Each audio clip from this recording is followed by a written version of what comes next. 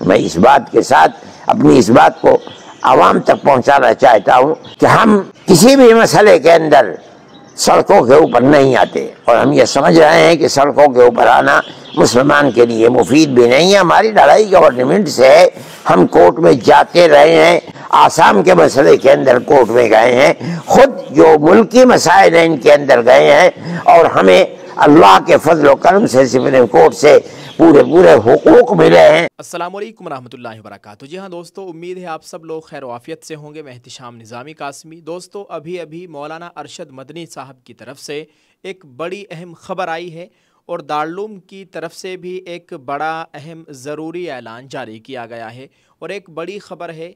इस वीडियो में 3 बड़ी ख़ास ख़बरों से आप सब लोगों को आगाह करेंगे।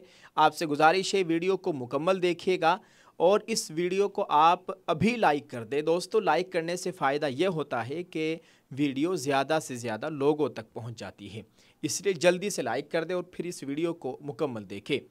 नाजरीन, पहली ख़बर है, मौलाना अरशद मदनी साहब ने एक्स पर पोस्ट करते हुए वक्फ़ तरमीमी बिल के ताल्लुक़ से एक बड़ी अहम जानकारी दी है। उन्होंने इस पोस्ट को हिंदी में लिखा है और कहा है कि जमीयत उलमा हिंद ने वक्फ़ संशोधन अधिनियम 2025 की संवैधानिक वैधता को सुप्रीम कोर्ट में चुनौती दी है, क्योंकि ये कानून देश के संविधान पर सीधा हमला है, जो न केवल अपने नागरिकों को समान अधिकार प्रदान करता है बल्कि उन्हें पूर्ण धार्मिक स्वतंत्रता भी प्रदान करता है। ये विधेयक मुसलमानों की धार्मिक स्वतंत्रता को छीनने की एक ख़तरनाक साजिश है। इसलिए हमने वक्फ़ संशोधन अधिनियम 2025 को सुप्रीम कोर्ट में चुनौती दी है और जमीयत उलमा हिंद की राज्य इकाइयाँ भी अपने अपने राज्यों के उच्च न्यायालयों में यानी हाई कोर्ट्स में इस कानून की संवैधानिक वैधता को चुनौती देगी। हमें पूरा विश्वास है कि जिस तरह से अदालत ने कई मामलों में न्याय दिया है, उसी तरह हमें भी इस महत्वपूर्ण और असंवैधानिक कानून में न्याय मिलेगा। वक्फ़ अमेंडमेंट बिल 2025 जमीयत उलमा हिंद के सदर मौलाना अरशद मदनी साहब ने जानकारी दी है। उन्होंने सुप्रीम कोर्ट में वक्फ़ तरमीमी बिल को चैलेंज कर दिया है। अब देखते हैं सुप्रीम कोर्ट की जानिब से क्या फ़ैसला आता है और पूरे मुल्क के तमाम सूबों के हाई कोर्ट्स में जमीयत उलमा हिंद की मकामी टीमें इस वक्फ़ तरमीमी बिल को हाई कोर्ट्स में चैलेंज करेगी। अल्लाह ताला खैर फरमाए। आप क्या कहेंगे दोस्तों, इस ताल्लुक़ से कमेंट में अपनी राय ज़रूर पेश कीजिएगा। नाजरीन, एक और ख़बर है, दारुल उलूम देवबंद की जानिब से एक बहुत ही ख़ास और ज़रूरी ऐलान जारी किया गया है। यह ऐलान तमाम मुसलमानों तक पहुँचना बहुत ज़रूरी है। आप अपने मोबाइल की स्क्रीन पर दारुल का लेटर पैड देख सकते हैं। इसमें लिखा गया है, ऐलान दारुल की ज़ियारत के लिए आने वाले तमाम मुअज़्ज़ज़ मेहमानान किराम से दरख्वास्त की जाती है कि अपने हमराह ख़वातीन को दारुल में लेकर न आए, क्योंकि इस वक्त तमाम मुल्क से बड़ी तादाद में तलबा दारुल में दाखिले के लिए आए हुए हैं और इम्तिहान दाखिला की तैयारी में मशगूल हैं। इसलिए ये फ़ैसला किया गया है कि मस्तूरात और छोटे बच्चों को दारुल में आने से रोक दिया जाए। बहुक्म हज़रत मौलाना मुफ्ती अबुल कासिम साहब नोमानी मोहतमिम दारुल उलूम देवबंद। जी हाँ दोस्तों, दारुल के इस ऐलान को आप ज़्यादा से ज़्यादा लोगों तक पहुँचाने की कोशिश करें। अल्लाह ताला दारुल उलूम देवबंद की हर तरीक़े से मुकम्मल हिफाजत फरमाए, आमीन। जी हाँ दोस्तों, एक बहुत ही अजीब ख़बर है, आप इस ताल्लुक़ से जानेंगे तो आप भी हैरान रह जाएंगे। ख़बर आ रही है उत्तर प्रदेश के मुजफ्फरनगर से। मीडिया रिपोर्ट से मिली जानकारी के मुताबिक आपको बताएं कि उत्तर प्रदेश के मुजफ्फरनगर ज़िले में हुक्काम ने वक्फ़ तरमीमी एक्ट 2025 के ख़िलाफ़ एहतिजाज करने वाले 300 अफराद को नोटिस जारी किए हैं। ये एहतिजाज 28 मार्च को जुमे की नमाज के दौरान मसाजिद में सियाह पट्टियाँ पहन कर किया गया था। आज 6 अप्रैल 2025 है। पुलिस के एक ओहदेदार ने इतवार 6 अप्रैल 2025 को बताया कि इन अफराद से 2 लाख रुपये के मचलके जमा कराने का मुतालबा किया गया है। पुलिस के मुताबिक जिन अफराद को नोटिस जारी किए गए हैं, उन्होंने रमज़ान के आखिरी जुमे की नमाज के दौरान यानी 28 मार्च को मुजफ्फरनगर की मुख्तलिफ मसाजिद में अपने बाजुओं पर सियाह पट्टियाँ बांध कर वक्फ़ तरमीमी बिल 2025 के ख़िलाफ़ एहतिजाज किया था। नाजरीन, आपको बताएं कि एहतिजाज वक्फ तरमीमी बिल को लोकसभा और राज्यसभा में पेश करने से पहले किया गया था। सिटी मजिस्ट्रेट विकास कश्यप ने पुलिस की रिपोर्ट की बुनियाद पर यह नोटिस जारी किए और मुताल्लिका अफराद को 16 अप्रैल को अदालत में पेश होकर 2 लाख रुपये के मचलके जमा कराने का हुक्म दिया गया है। पुलिस ने सीसीटीवी फुटेज की मदद से मज़ीद अफराद की शनाख्त भी की है, जिनके खिलाफ कार्रवाई जारी है।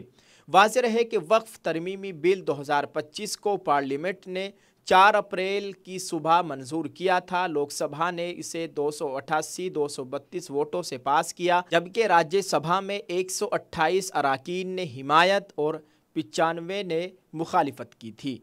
अक़लियती उमूर के वज़ीर किरण रिजिजू ने बिल पेश करते हुए कहा था कि यह कानून मुसलमानों के खिलाफ नहीं है और ना ही उनके मजहबी जज्बात को मजरूह करने के लिए है, बल्कि इसका मकसद वक्फ अमलाक के इंतज़ाम को बेहतर बनाना, शफ़ाफियत लाना और जदीद टेक्नोलॉजी के ज़रिए उनकी निगरानी को यकीनी बनाना है।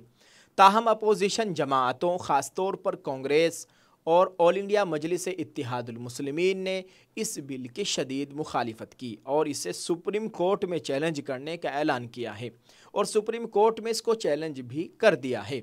जमीयत उलमा हिंद ने भी इसको चैलेंज कर दिया है। इनका मौक़िफ़ है कि यह बिल मुसलमानों के मजहबी खुद मुख्तारी और जायदाद के हुकूक पर हमला है। दोस्तों, आपको बताएं कि अपने बाजुओं पर सियाह पट्टियां बांध कर ये जो पुरअमन और खामोश एहतिजाज किया गया था, लोगों ने अपने बाजुओं पर काली पट्टियां बांध कर जुमे की नमाज रमज़ानुल मुबारक का अलविदा जुमा पढ़ा था और कुछ लोगों ने ईद की नमाज में भी सियाह पट्टियाँ बांधी थी और अपना एहतिजाज दर्ज कराया था। ये खामोश एहतिजाज था और ये इन्होंने ख़ुद नहीं बल्कि all India Muslim personal law board की तरफ से यह ऐलान किया गया था कि सियाह पट्टियाँ बांध कर वो अलविदा जुमे की नमाज़ पढ़े और ईद की नमाज़ पढ़े। उनके कहने पर इन्होंने मुसलमानों ने सियाह पट्टियाँ बांध कर ये खामोश और पुरअमन एहतिजाज किया था। अब इनके खिलाफ कार्रवाई की जा रही है। दोस्तों, आपको बताएं कि मुजफ्फरनगर में एहतिजाज करने वालों का कहना है कि ये बिल वक्फ बोर्ड्स के इख्तियारात को कमज़ोर करता है और गैर मुस्लिम अराकीन को उनके इंतज़ाम में शामिल करने की तजवीज़ से मुस्लिम कमेटी के हुकूक मुतासिर होंगे। सियाह पट्टियाँ पहनना उनका पुरअमन एहतिजाज का तरीका था, लेकिन पुलिस ने इसे कानून और इंतज़ाम के लिए ख़तरा करार देते हुए कार्रवाई शुरू की है। Superintendent of police city Satya Narayan Prajapat ने मीडिया को बताया कि ये नोटिस अमन व अमान बरकरार रखने के लिए जारी किए गए हैं। उन्होंने कहा कि सीसीटीवी फुटेज से मज़ीद अफराद की शनाख्त की जा रही है और कानून के मुताबिक कार्रवाई जारी रहेगी। पुलिस ने वाज़ेह किया कि किसी भी गैर कानूनी सरगर्मी को बर्दाश्त नहीं किया जाएगा, ख़ास तौर पर जब इलेक्शन का मौसम करीब है और राम नवमी जैसे त्यौहार मनाए जा रहे हैं।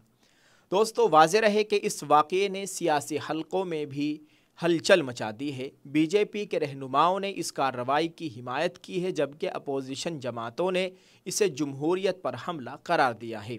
कांग्रेस के रहनुमा सुहेल अनवर ने कहा कि सियाह पट्टी पहनना एक पुरअमन एहतिजाज है, इसे जुर्म करार देना बुनियादी हुकूक की खिलाफ वर्जी है।